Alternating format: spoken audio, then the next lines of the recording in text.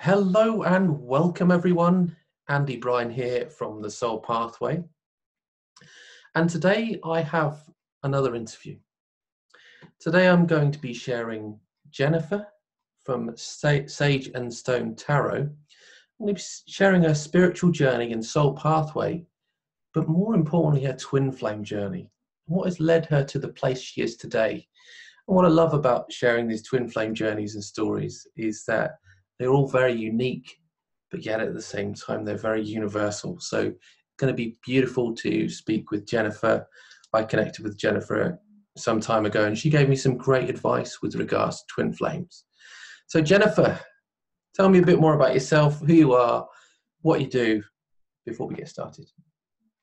Oh, okay. Well, first of all, I wanted to thank you for inviting me to do this. I was so excited and surprised and grateful because anytime I can get a chance to talk about the twin flame journey, I jump right on it. It's one of my favorite subjects. I live in Arizona, United States, and by day I am a health and wellness consultant, and then on the side I have my YouTube channel, Sage and Stone Tarot, it's pretty brand new. I think it's only a couple of months old, but it's through that's part of my mission as a twin flame. I don't know. I mean, I've been on the twin flame journey.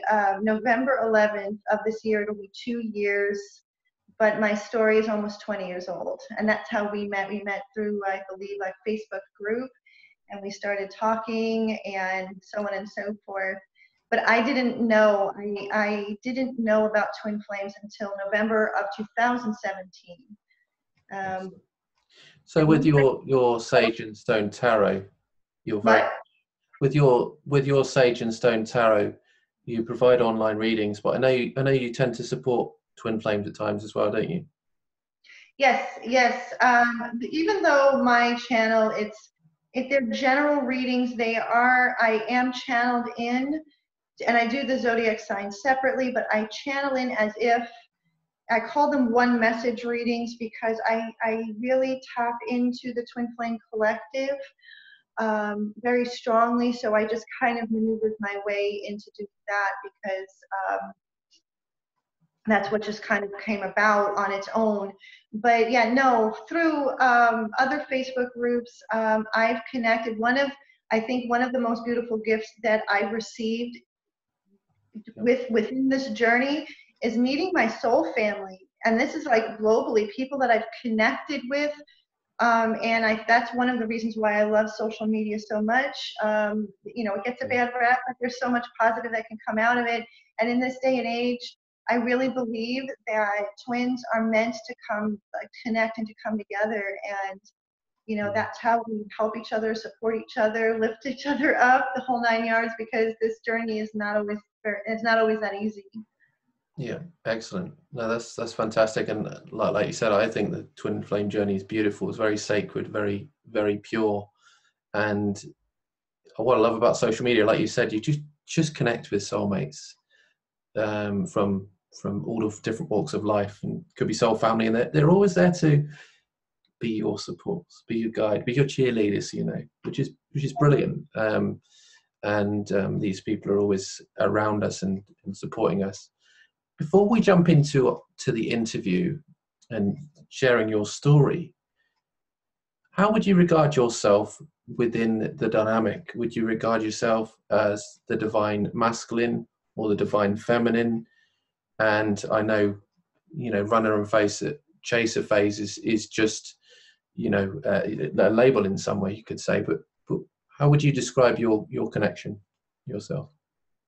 I strongly identify as the divine feminine, but during, as we get into the interview, you'll come to realize that I was the runner.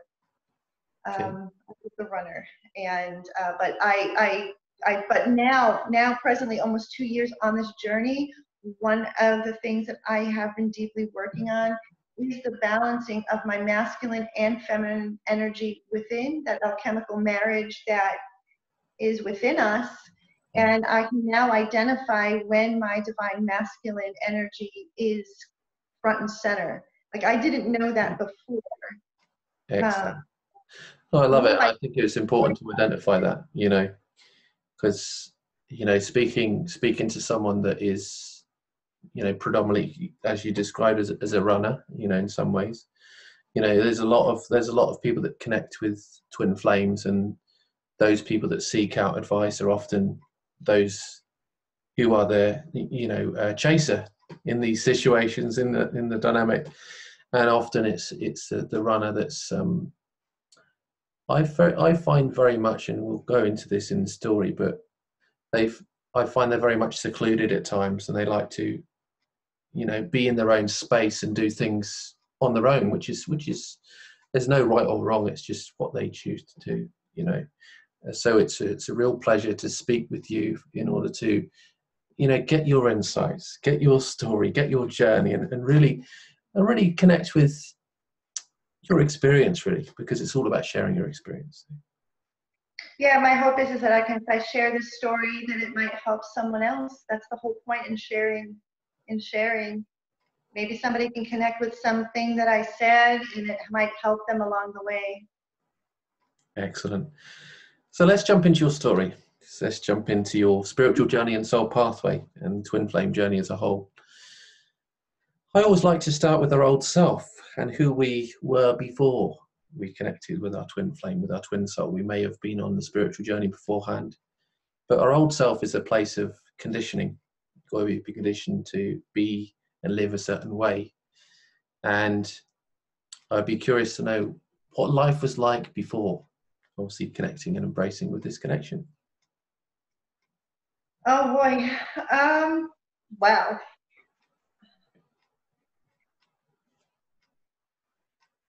It was hard. First of all, I won't say that it was all horrible, obviously. I mean, I have two children, adult children, 29 and 23. And because I'm an open book at the time, I've been married and divorced 3 times. I'm currently free.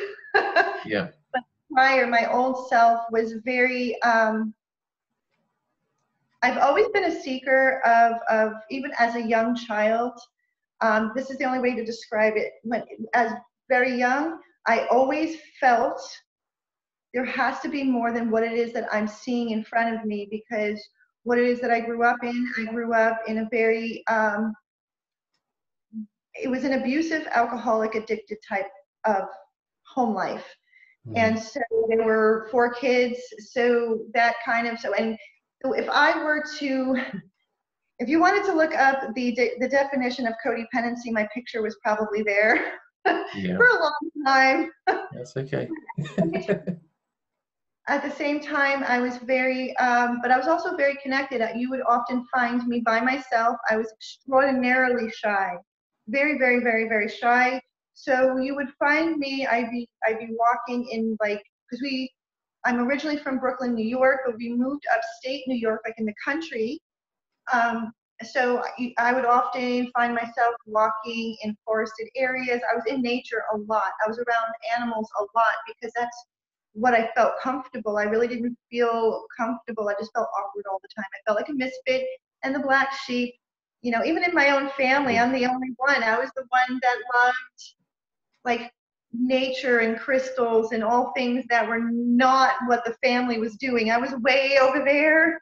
Yeah. I didn't realize all of these things until later on, but I always wanted, and all the relationships that I got involved, including my marriages, is that I wanted to fix, I wanted to rescue, I wanted to save, because I honestly felt that love cures everything, love heals everything, and if I love someone enough, then it'll make everything better.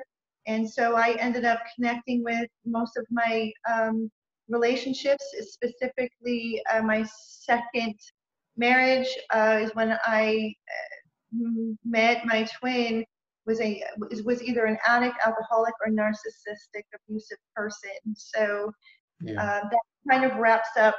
Can I ask you about your conditioning there then? So you said you brought up in a family that was, like that, alcoholic and you know, disconnected.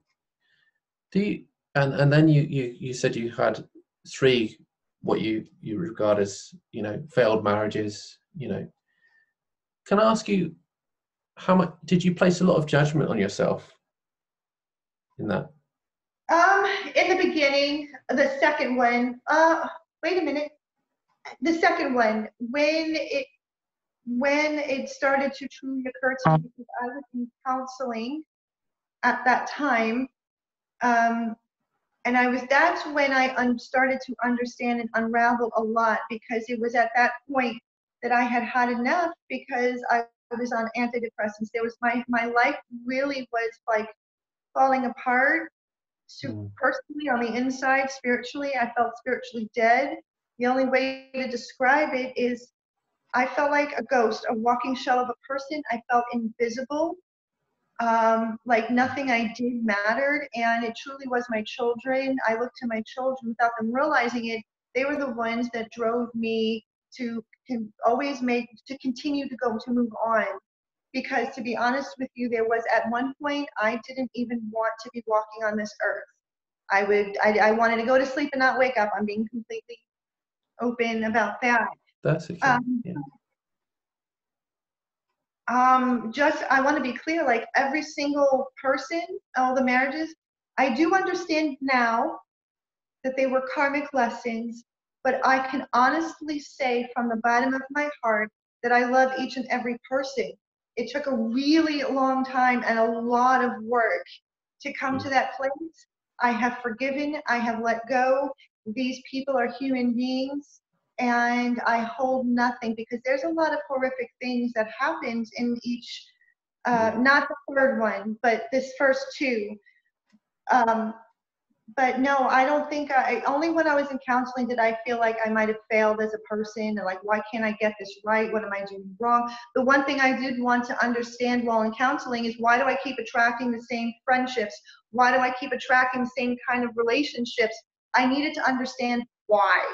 Why? I wanted to know what was going on with me. Interesting.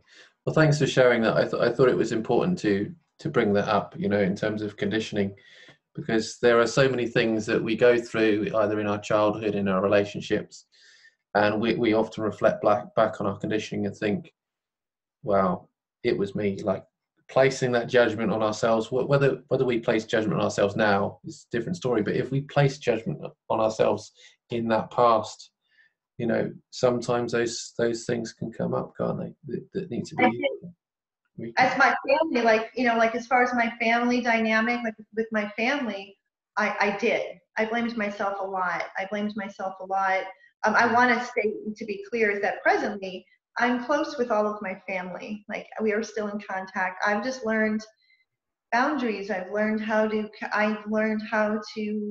connect and relate on a healthier level with them. So we're all close. So let's jump into the twin flame journey then. The twin flame Okay. journey, where we've got this soul awakening. Our soul is awakened, and our soul recognizes our twin, let's say, you know, and everything starts to shift and change. If I was to ask you about connecting with your twin flame for the first time and having that soul awakening experience, what was that like for you? Scary. It's scary and exciting and addictive. Initially, that was I would say scary. Yeah. Um, I met him in November of 1999. I was a float teller at a bank, and I was brought, and you know, that his branch needed help, and that's where I was sent to go. And so I will never forget that first day. I can remember what everybody was wearing. I can remember it as if it was happening yesterday. And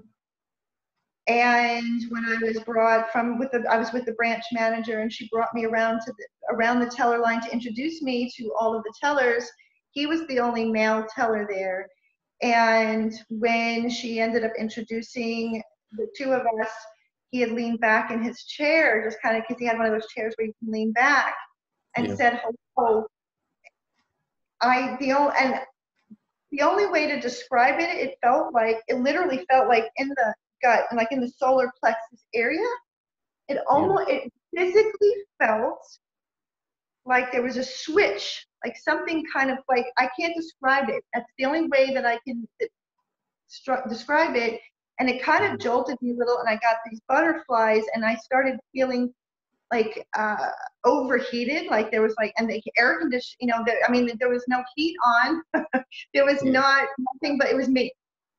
But I ignored it because that was my motive. That was like the way I would handle things. I'm like, in my head, I'm like, what on earth is that? But I shoved it aside. But later on, when I went home, that's when I'm like, what just happened? And like, I was trying to figure out in my head, like, what just happened?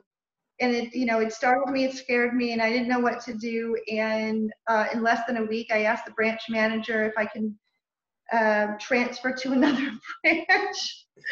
Interesting. And so you were very much in running phase, like quite early on, because you were like, happy, this isn't a PC at all, this video. So you were like, holy shit, And part of the reason is that because I didn't understand it, I will state that both parties were married. We were with other people. And so that was part of it, and I couldn't understand, and it was just a whole lot of mixed stuff going on in my head. And we hadn't even really had a full-on conversation yet. But this was going on in my head. But so your soul recognized him, though. You still felt like your soul had recognized him, and you were like, okay, so I know this. I know this person.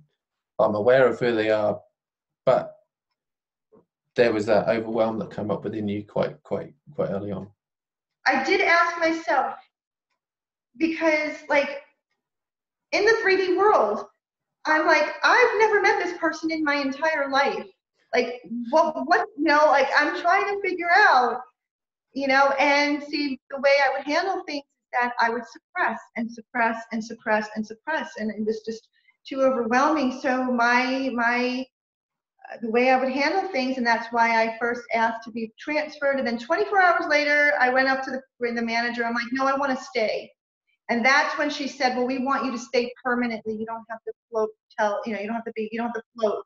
So then I was planted there. Yeah, interesting.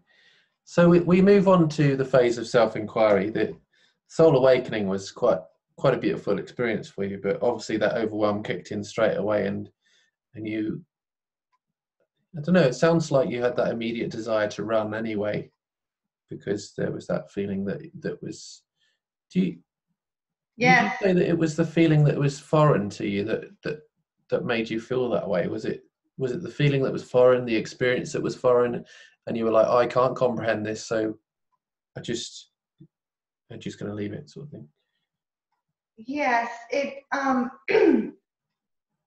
yes, I can honestly say, because yes, it was very foreign, and he had made a statement to me which actually startled me even more. We used to talk outside of the branch, like in our cars. We would just talk to one another, but he happened to be standing outside my car while I'm warming up my car. It was winter, it was cold, and we were just talking, and then we had that brief awkward silence that happens when people are talking to one another, and we happened to look up at each other at the same time, and he looked at me and he said, I hope it's okay that I say this to you, but I believe we have perfect synergy. And I looked at him and I said, I agree. And so to answer your question, that was very foreign, but at the same time, there were pieces of myself, mind you, I was in counseling, there were pieces of myself that were starting to slowly come back to me. And that was also, I couldn't understand, there was a lot. So yeah, it was very, very foreign. It was very foreign and scary. So it scared me because it was foreign. And I'd imagine at the same time, with it being synchronistic or merging, there was that merge as well, like you were drawn to one another anyway. Yes. It was foreign and yet at the same time familiar. in a Oh no, bizarre I'm strange way. the same way. That was the whole purpose, that I would get up and go to work every single day. That was my reason. Even though I did like my job, but that made it a whole lot better. Yeah. And So I tried the whole time, the 3.5 years. I tried breaking it off, mm, and it actually became comical because nowadays he's like, I was just waiting for the next time that you wanted to tell me that it was over. yeah, that's funny. That's funny. He became used to it. He was just waiting. He says, because I knew within 72 hours you were going to come back. Yeah. Very interesting. Very interesting. So if we move on to the phase of self-inquiry, then for me, the phase of self-inquiry where we have our conditioning, and our conditioning says this is the way life is. This is the way I've been taught, and this is the way I live my life.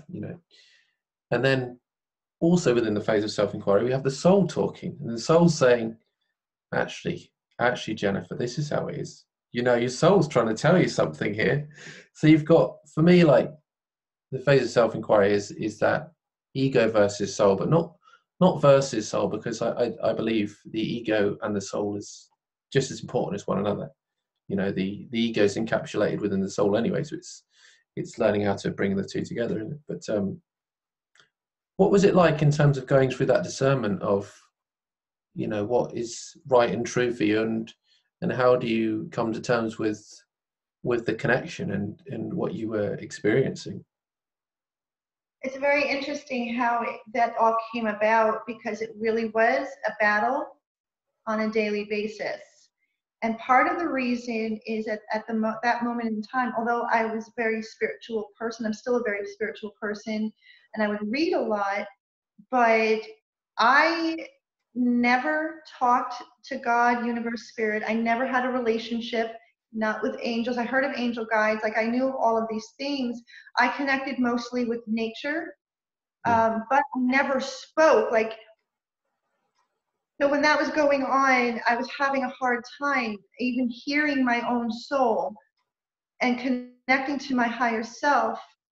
And the whole reason, and actually what ended up happening was my first tower moment and first dark night of the soul, is that I wouldn't talk to God for several reasons, but the main reason, which is the main reason why I ran, is because I really honestly thought that my core self, my soul, was black, it was ugly, and all of the mistakes that I had made, God couldn't possibly love this person.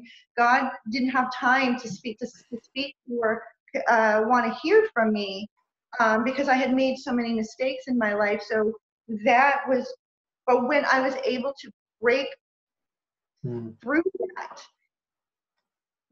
a world opened up that words cannot describe, and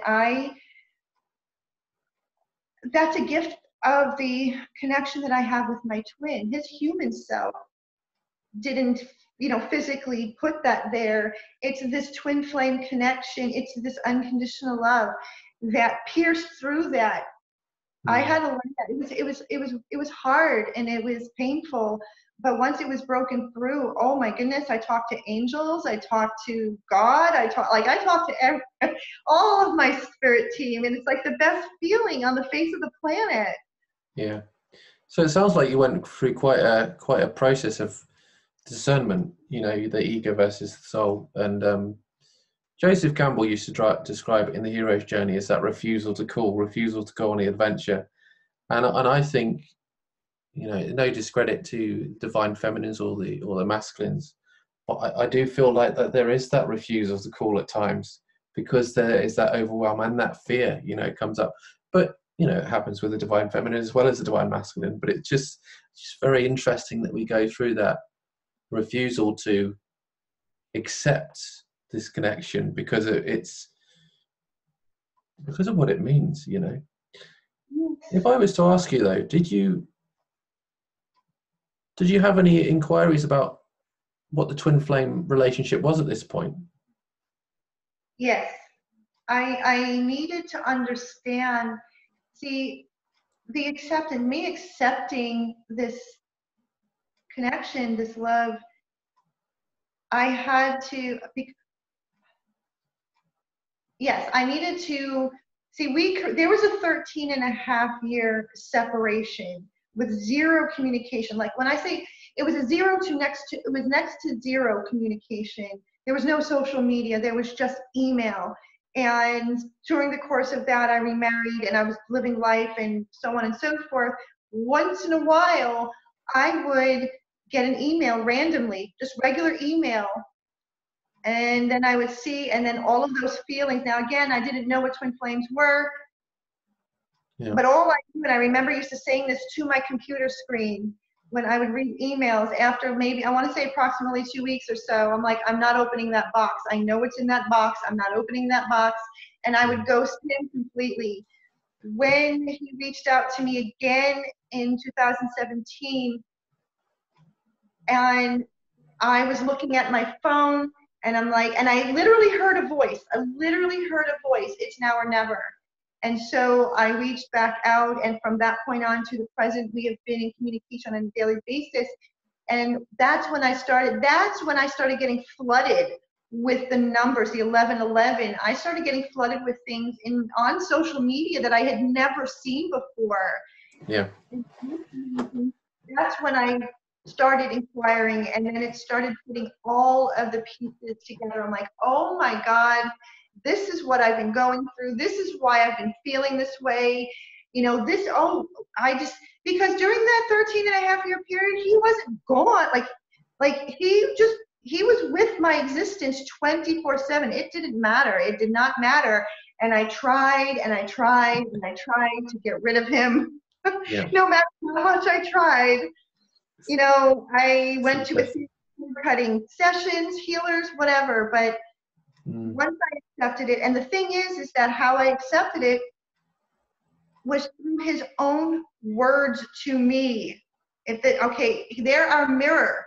He was mirroring back to me, and how I was pierced to be able to connect to my higher self and to spirit was to listen, to look at myself through his eyes. Yeah. And it was a process. It didn't happen obviously all at once. And I still have to work on it sometimes, but that whole initial period of acceptance and inquiring and understanding, and once I understood, I had full acceptance of it, and so did he, because I shared it with him right away.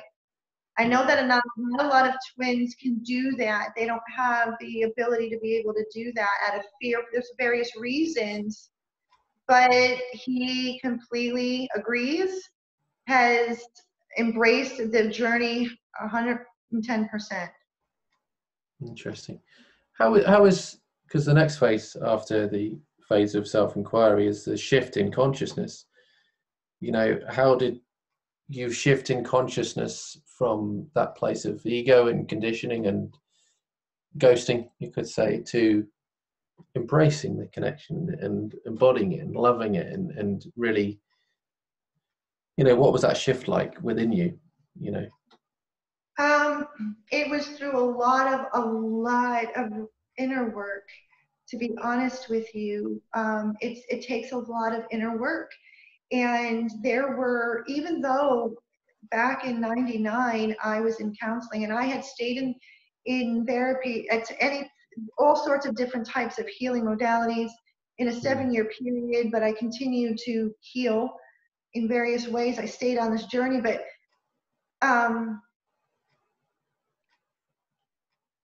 I want to say the beginning of this year is when I started to understand what it meant to detach with love and to let go and surrender and trust, because I was still trying to control everything out of fear. Yeah. You know, so, and it was just like I said, it's been a process, and it took several dark nights of the soul, and things that I thought I healed resurfaced for me to heal another layer. And one of the things that really, to answer your question, is that no matter what has happened, no matter what, I have never pointed fingers, I have never blamed him, I've never been angry with him. all I do is love. All I do is love. The love is so big. And it's opened my eyes to so many things. And so it's the shift. It was slow. It was slow. And it was Yeah. me having to learn how to detach with love and know that detaching and letting go doesn't mean that I lose this connection or I lose him, because no matter where we are, we're always connected. We're always connected. Yes, I love it. physical union is something that's, yeah, I have my own beliefs, but that's how I was able to make that. And it's a work in progress all the time. It gets stronger and stronger and stronger because I have bad days. Excellent. No, that's good. And I don't want to divert from the interview at all, but I loved what you said. And we spoke about this just before the interview as well, of not pointing blames at your twin flame. You know, one thing that is incredible about this connection, if you've got a twin flame, if you've connected with them, is that it's beautiful, it's pure, it's sacred, you know. And if they are your twin flame, they are an embodiment of you, you know. But at the same time, we all know that you know, your twin flame journey is difficult, it's challenging, you know.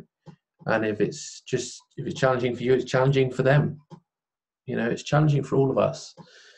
And I think it's important for us to have compassion, isn't it? Love and compassion, because I think the twin flame journey is all about ascension in it anyway, isn't it? In many ways, you know. But it's also the highest vibration of love. So how do we embody that highest vibration of love and compassion, the highest of levels, for us and also for them, you know? Because that's the only way things can shift.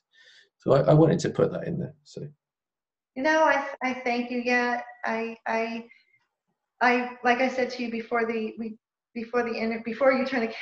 we started recording, is that I never ever thought outside of my own children that the human body can hold the amount of love. I mean, defies all logic. It's just, I cannot describe it in words, but all I know is that when I think of this connection and when I think of my twin, all I think of is love, unconditional love, and his happiness and his joy is my priority, which then is reflected back to me.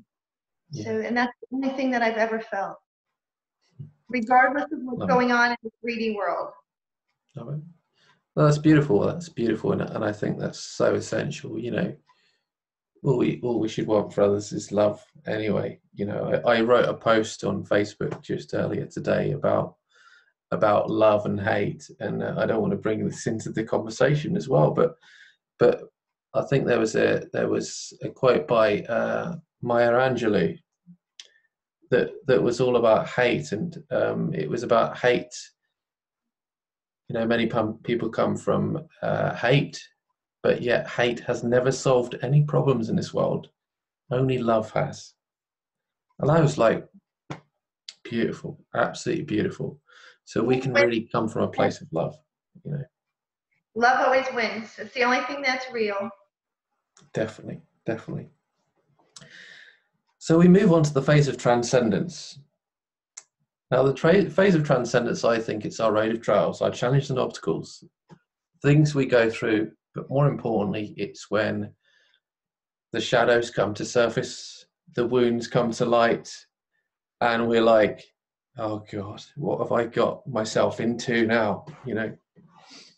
But I think the phase of transcendence is a beautiful thing again, because, you know, we can't really truly love ourselves unconditionally until we've healed those deeper wounds, I don't feel. So that's a beautiful thing. But I'll be interested to know what some of the core wounds that you've experienced on this phase of transcendence as you know, transcended your consciousness and awareness and really started to step into who you are and embody this connection more and more every day. The first core wound that decided to make itself known was the core wound of abandonment. Mm-hmm. And that was that was rough.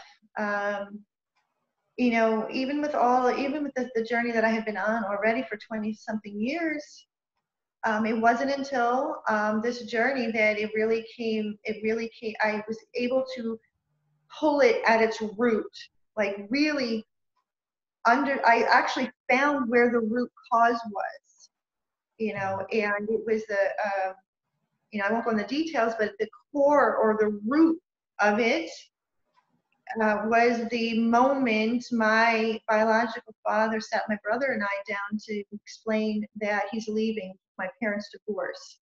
So that's where it was rooted in. And I'm the kind of person that once I can understand something, it's something tangible that I can work with. But until then, and it doesn't feel good. You know, anytime that I felt that my twin and I were going to that, like, I hate to use the word break up because you can't break up with your twin, but that I was going to, that it was going to end, or like communication was going to be completely cut off. There was such an intensive, the intense fear that I felt I've never felt before.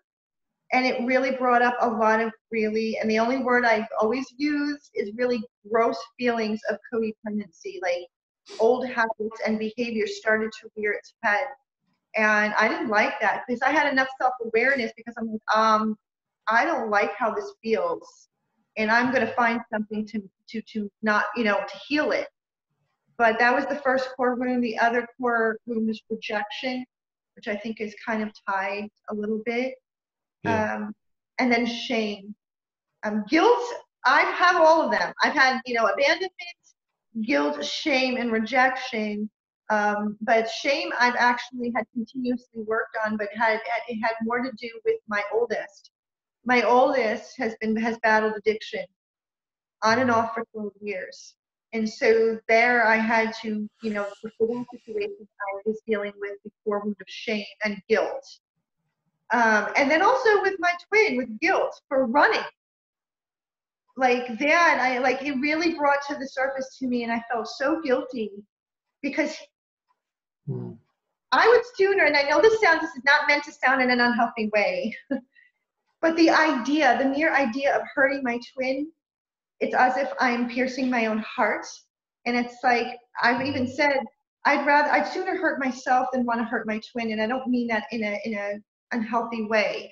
But now that I'm so aware, you know, because the fact of the matter is if I hurt my twin, I'm hurting myself anyway. So, Yeah. but the idea, so those are the core wounds. It was very painful to look at, but I am grateful at the same time because every time something were to come up to heal, we ascend higher, we heal another layer, and it actually draws and strengthens the energetic bond or that connection that we have with our twin.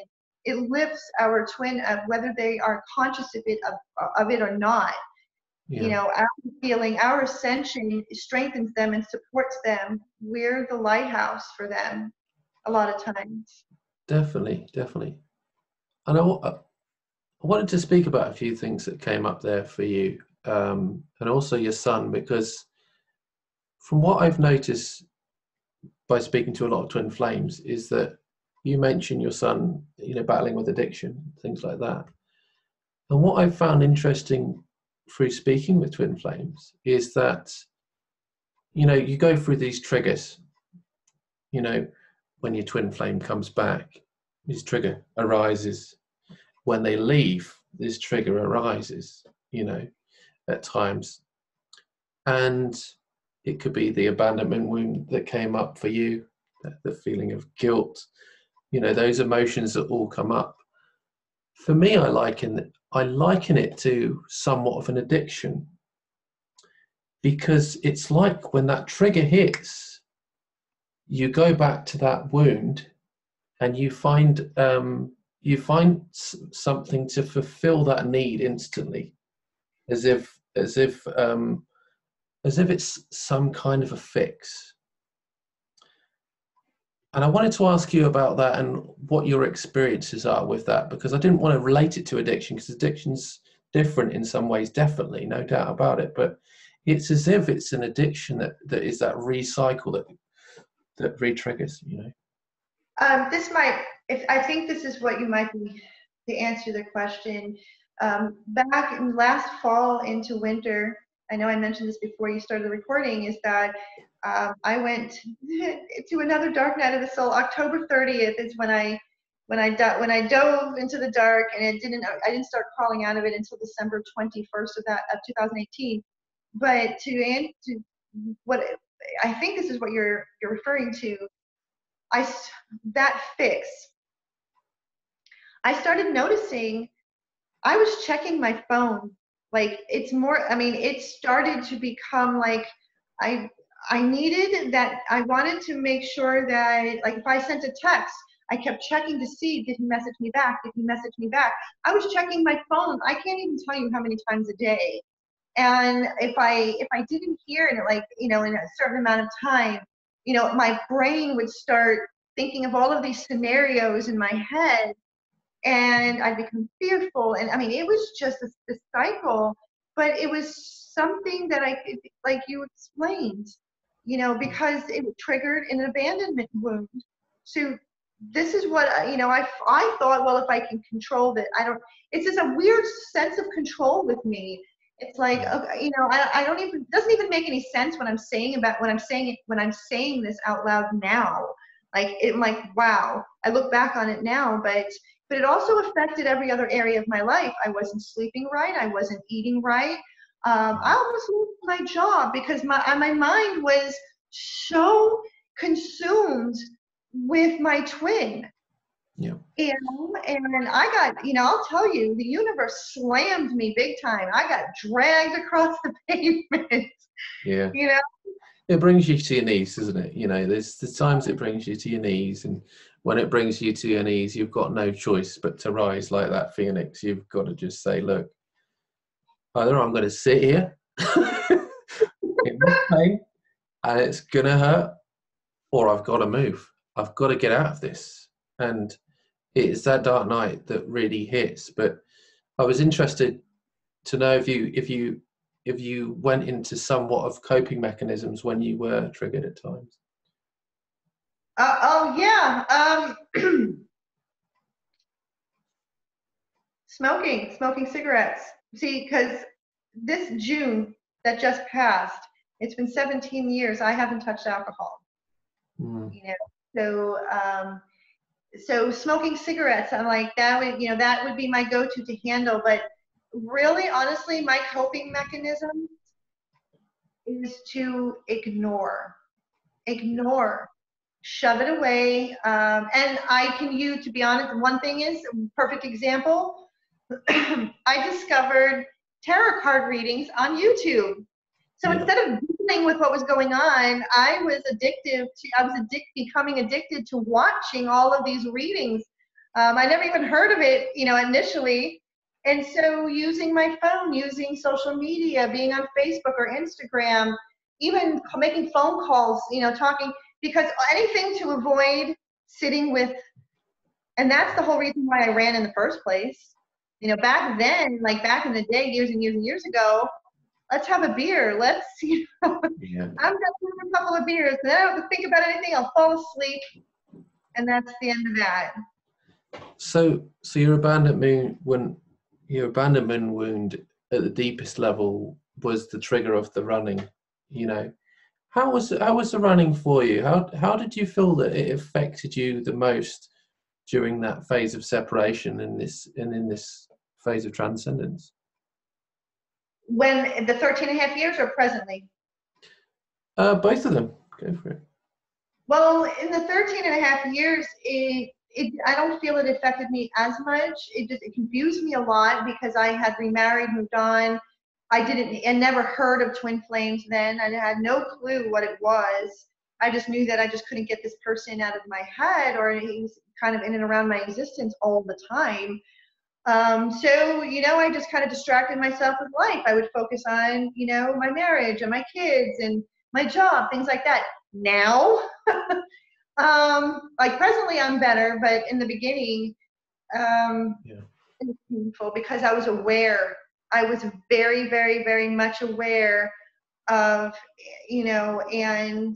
and it really had everything to do with, like, it triggered, it really, I had no choice but to face the worst fears that I didn't even realize that I had. Like I said, I thought I had, because I had done so much work, so much spiritual work. But this twin flame journey, like, brings it to a level unlike I've ever experienced. Yeah. And sometimes I would be like, wow, I didn't even know it can get deeper than this. I didn't know that my body can produce this many tears. It's like, it's just, Yeah. so back then it didn't affect me as much, but presently it was just much more, because I was just so much more aware. There was no hiding anymore.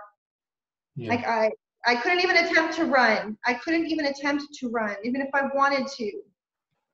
You can run, but you can't hide. Definitely. So how did you go about, healing these deeper, abandonment wounds, the guilt, all these other things that came up? And how did things shift for you in terms of the dynamic, the connection and things? I did like kind of various things, but mainly there's one or two people that I trust that are on the twin flame journey themselves. They're twins, so they understand. So talking, and also, I was also the kind of person that I would never reach out and tell someone that I need help, that I'm hurting. I would try and do everything myself. I didn't want to be a burden to anybody. And that's where shame comes into. I didn't want people to know how I was really feeling.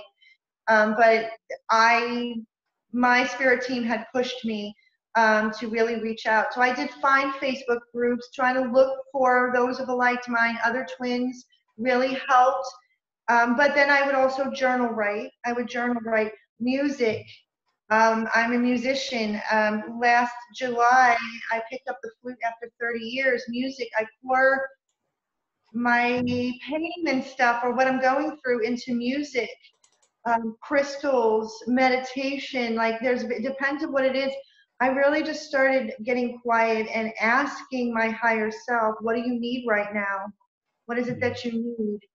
And the other important thing, and I know that not all twins are lucky enough to be able to do this. I feel I'm blessed and lucky enough. When guided, I am very open and honest with my twin. I tell him this is how I'm feeling and why I'm feeling like this. And we actually have been helping the healing process with one another through this whole time. Love it. I think that's fantastic, actually. That's beautiful, because often at times, through speaking with many twin flames on this journey as well, like, you have these assumptions, like, your twin flame is going through this, your twin flame is going through that, or what's coming from them, what's coming from me, this, that, or the other. And in many ways, it's just a guessing game. We're always connecting with the higher self. There's much truth in that. We're always connecting with the higher self. But when you can have that third dimensional connection, or that real connection and communication, and that openness to share, I can only imagine how incredibly beneficial that is for you both. That's the key. For those people who are lucky enough that are in contact, even if it's just through text, open, honest communication. What I've learned is that my twin is far more awakened than I gave him credit for. Yeah. I had to learn to trust that what I share with him, that he isn't going to run. Those are fears. And that what I thought he might be going through, and then actually hearing, and I'm not hearing, but him telling me, I'm like, oh my God, I never knew. So it really is a dynamic, but for those people who are blessed and lucky, be open and honest. You will be amazed at what your twin has to say, and that's been a scary process for me, because this is the most open and honest that I've ever been with anybody in my entire life, including my own self. And I think it's really good you mentioned that. Thank you for being open about that. But no, I think it's funny. Like, when I speak about the divine masculine, often I speak about the divine masculine about being the warrior, the archetypal warrior who wears that suit of armor, and the visor comes down on the armor, and standing in this really stern position, you know, in some ways. Wearing that suit of armor is that protection. They're afraid to share their vulnerabilities at times, afraid to open up, because sharing their emotions, sharing their feelings in an open space is so vulnerable.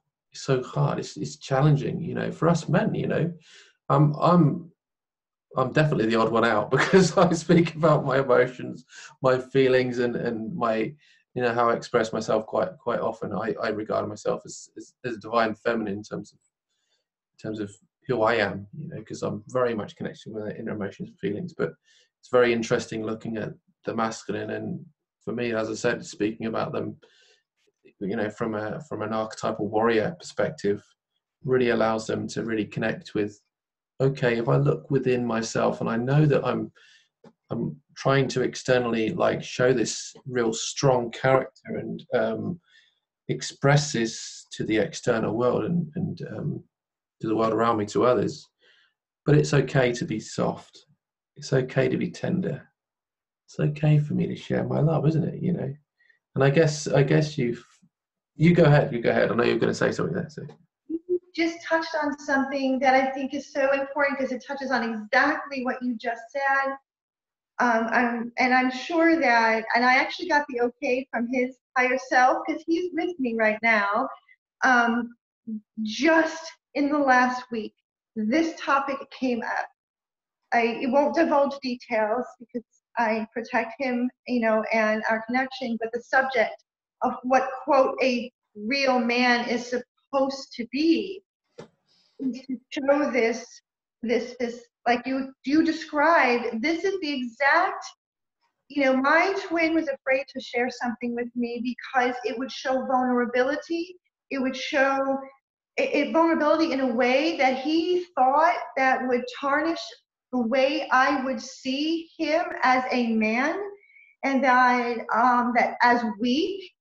And when I read it, I'll be honest with you, it brought me to tears because, and I've raised two boys. And so so my oldest also is very, and this is another story. Maybe I can. He just admitted to me. This is a whole different topic. He just admitted in real life that he's a twin, but that's a whole nother story. But what you just said, and I love the divine masculine. I love all men. I've always loved but I've always, because back before knowing about the twin flame journey, and I was in counseling and I was trying to understand, I actually took the time away from my own healing and I asked the woman that I always refer to as someone who helped me save myself, recommend books because I wanted to understand what's going on with men through their eyes, so I can be a better partner, so I can be a better mother to a son and stuff like that. I really wanted to understand. So, you know, it is hard. And what you just talked about, this is the exact thing that my twin is going through right now, is really kind of working through, you know, what the patriarchy society. I personally feel that's what the twin flame journey is all about in many ways. It's balancing the masculine and feminine, but it's shifting those patriarchal beliefs, you know, is to, you know, what is the definition of masculine, what is the definition of feminine, and how do we shift from these old paradigms into a new paradigm of, you know, divine love. I speak about the journey of divine love, you know, and for me that's in many ways the soul pathway process is about the journey of divine love, because it's unconditional love of self. But there's one book I would definitely recommend, and it's a book I've read before. It's called Iron John. Okay. Beautiful book. It's all about men and masculinity, but it's an old book. But if there's one book I can recommend for men on this journey, men in connecting with their spiritual selves anyway, and learning how to connect with the healthy and sacred masculine rather than coming from a place of the toxicity, Beautiful book, absolutely beautiful. So I know we've verged off a little bit, but yeah, it's great. But I think I'm lucky in a way. I've got wounds around my masculine. There's no doubt. I've repressed a lot of my masculine in the past, but I'm learning how to honor my masculine in a healthy way, so I can really balance my masculine and feminine, because I'm not too worried about sharing that vulnerability, but I've got to learn how to stand in a place of strength where I'm not so dominant in the feminine energy at times. But it's interesting, isn't it? Yes. Yes. So if we move to the sixth and penultimate stage, I think we're already there, actually. The sixth and penultimate stage is the phase of unification, and I know you mentioned that you're in the separation still at the moment, but that's fine. That's fine. Yeah. But do you feel like you've come into a place of unification within yourself on this journey? You mean the what you were just talking about with the masculine and feminine within? Yeah, the masculine and feminine, or just that unification, and maybe even that soul merge with your twin flame. Oh, yes. It's just weird things in the last several months with all of the galactic activity that's been going on and the eclipse season and everything that we've been through. I've had some pretty odd experiences, but I welcomed it. I wasn't afraid. I mean, I'm now, nothing scares me on this journey. Um, Yeah. At least nothing recently, but yes, I do feel that unification. I will say that I am still working on. Yeah. Upon like there are people that I have connected with. They are at the stage where they can care less whether they come into physical 3D union with their twin or not. Okay. And I believe I have my own personal beliefs on that, but I'm working on that. But I do believe that we are there is unification, and a good example of that, really, just so I can give you just a visual, my YouTube channel. Now the way I record my videos when I upload them on YouTube, there's an intro. There's like a 24-second intro. You know, there's music and singing. That is him. That is my twin. Because with permission. Permission. He. So the whole reason is that everything that I do is I want to be of service, and I call in my twin all the time. And so I was listening back to a video that I had recorded and was going to upload, and that's the song came on, and I'm listening to it, and words can't describe it, but it literally felt. I could only see. I saw colors, but it was it was energetic. It was almost like something felt like it went like in my system, like something came together. Like I was literally merging with his higher self. It And looks that like a DNA merge as well, like you did there. The DNA sort of coming together. It's cool. saw the colors. I saw these colors, but I knew what it was, and it was the first time that I experienced something like that. So I know that it's getting stronger and stronger. So Right. it's a good feeling. So yeah, I do feel that. Excellent. And I do believe, whether we're in separation or not, with your twin flame, I do believe we have these experiences of soul merge anyway, even in separation. The soul merge on a spiritual level, on the 5D level.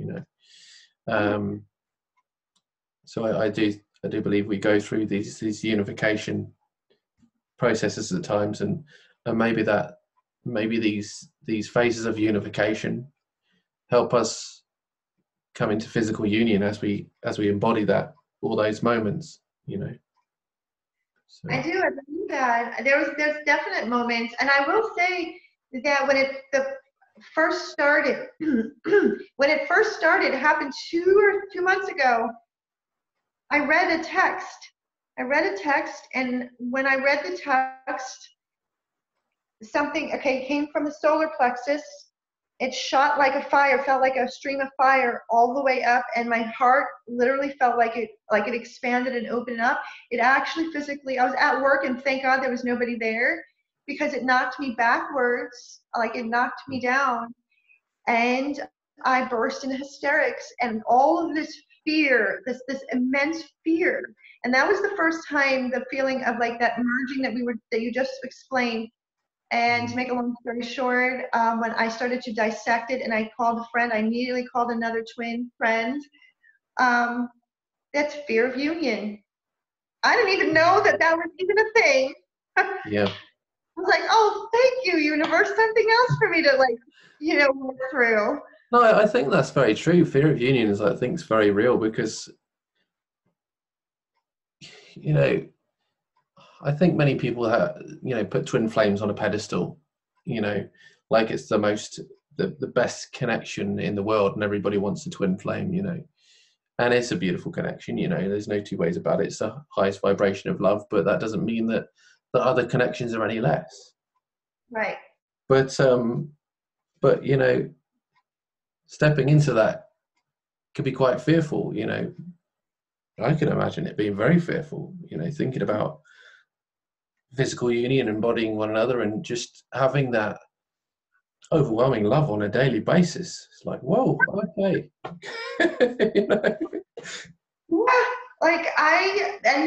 So in that fear, when I dissected it, because I was like, why would I even fear that? That's all I've ever wanted. Like, that's what I want. And then I realized it's like, well, what if all of the things that these other people said that I was, he's like all of these old fears. It's again, old fears cropping up to be, and so I had to work through that. And I agree with you that yes, twin flame dynamic connection, however a person uses the love, everybody wants to search for a twin flame. I will say this, it is for those who are in a true twin flame path. I've heard people say this, no, you don't want this. Trust me, you don't want it. Yeah. But at the same time, I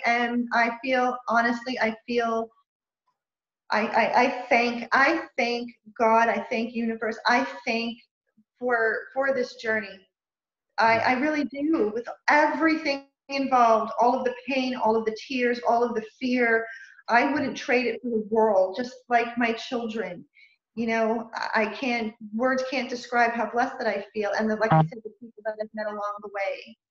Yeah, I love it. So we're coming towards the end of the interview now, but I did have a few final questions, more so, to close out the interview. And you regard yourself as divine masculine. Divine feminine, but you connect with the runner. Let's say, I remember you saying connect with the runner. What would you say? What advice would you give to those people in a twin flame dynamic, and they regard themselves as a runner? What advice would you give them in terms of support, in terms of how they can, maybe embody the connection more, and maybe prevent themselves from running? Oh, to my advice to other runners, people who are running? Yeah.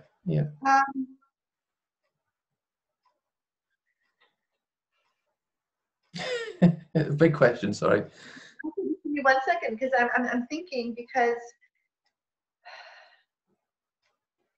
what I would say, if I could go back, if the only way to answer this is to think back then when I initially ran, oh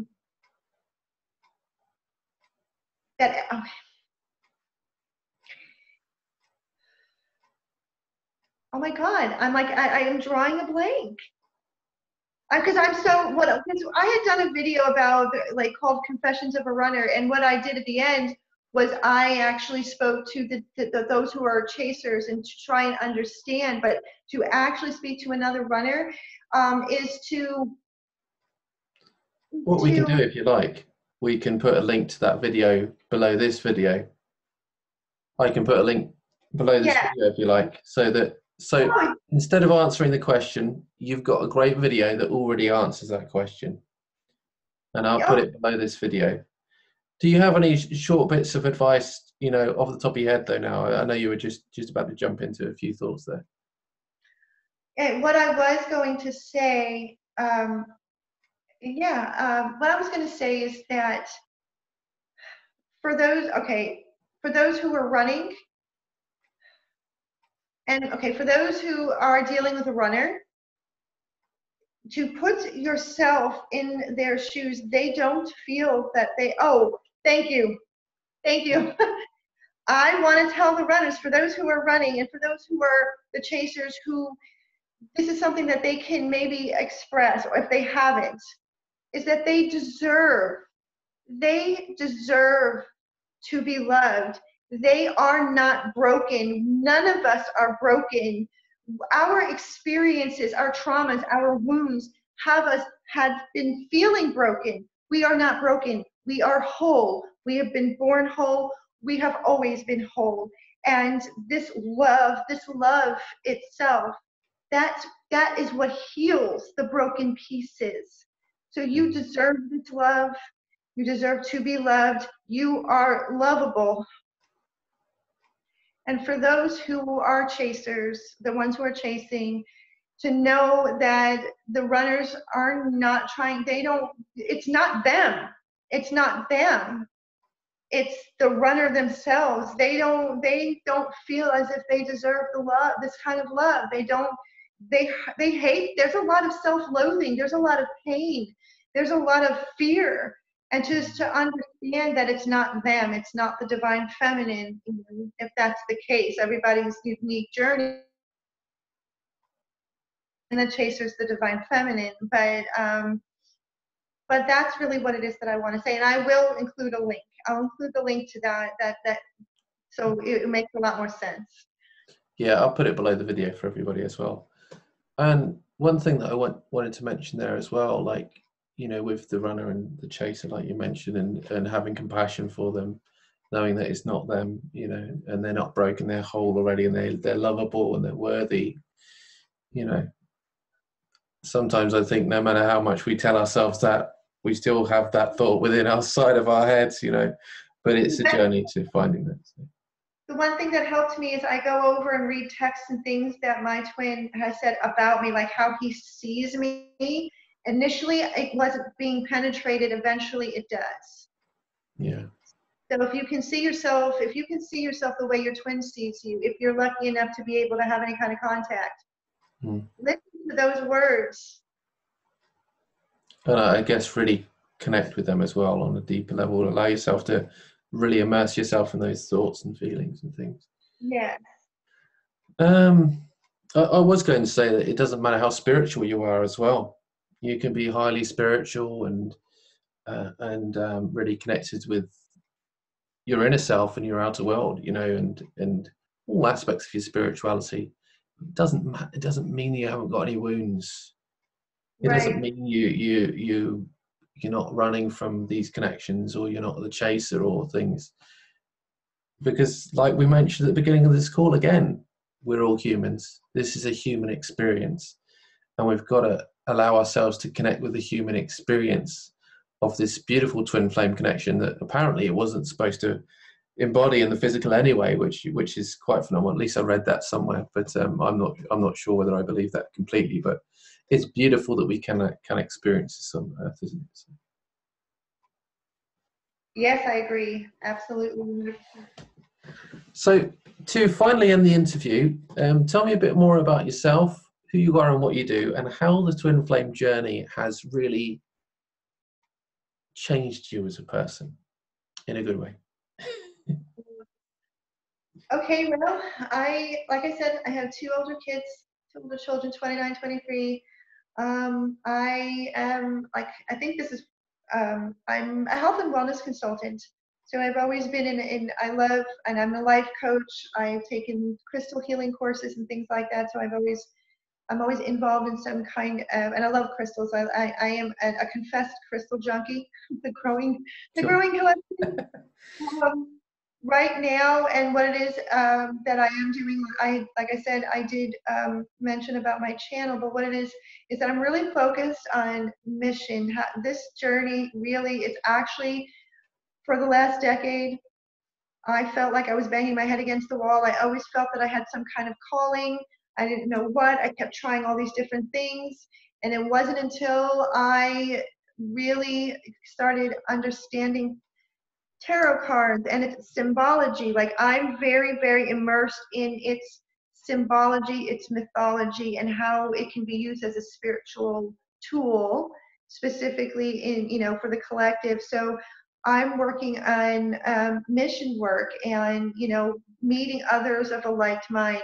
And this is all in thanks and in gratitude to this twin flame journey. And also it is brought up, like I said, music. So I eventually, because my channel is a tarot channel, but it is going to expand, because in between my readings, I'm actually going to be doing videos that are going to be of service to the collective, techniques and tools for those who are on this journey that can help them. I want to just break it up. I want to be different than the average tarot channel. Oh, I love it, and I know your advice is fantastic, and you provide some amazing wisdom, and thank you for sharing your wisdom here today as well. It's funny you mention your gifts and your mission and stuff, because I was going to create this video. I haven't created it yet, but it was all going to be about the twin flame journey is about connecting with your power and the power that lives within you, like true spiritual power in your, but also connecting with your spiritual gifts, because they really open up on this journey, don't they? Yeah. When you really connect with them, like you said, being of service, connecting with your mission and serving the collective. It's a beautiful thing, isn't it? So. It is. That's one of the best parts, I think. Cool. So where can we find out more about yourself, your work, and who you are and what you do? Well, as of right now, I mean, it's like I said, it's new and it's growing. You can find me on YouTube at Sage and Stone Tarot. You can find me on Facebook, Sage and Stone Tarot, and then I'm also on Instagram. And it's my name, Jen Seitzer. But you can actually type in Sage and Stone Tarot and I'll come up. So those are the three places that I'm mainly at. And so I'm actually late on my zodiac readings. So, but those are the places you can find me. And I also have a closed.